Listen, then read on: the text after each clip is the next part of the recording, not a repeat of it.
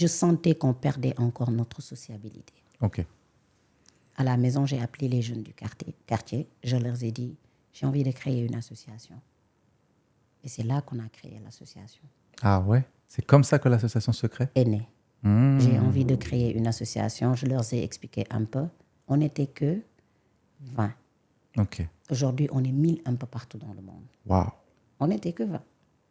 Donc, tes racines et des ailes, tu le crées parce que tu sens que ton quartier où tu as grandi, cette communauté qui t'a vu grandir, devenir la jeune femme que tu es, est en train de se perdre. Exact.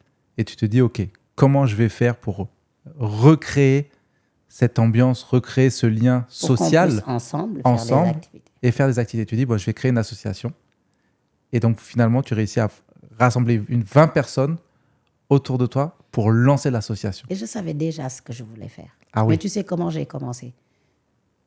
En 2013, c'était la vingtaine, 18, 19, 20 ans, moyen âge. Donc, c'est des gens, tu viens, tu leur dis, venez, on va faire du social. Peut-être ils vont te suivre.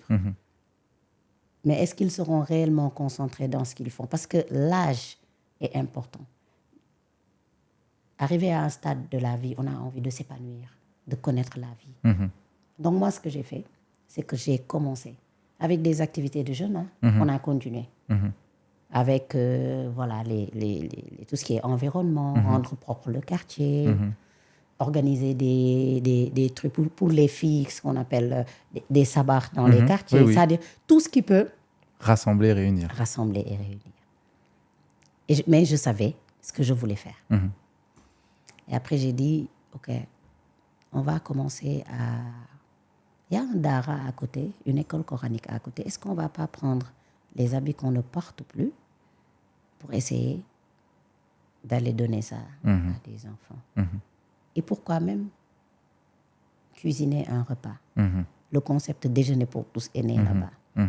J'ai dit, nous, on ne va pas prendre le reste de nos repas pour donner ça aux enfants.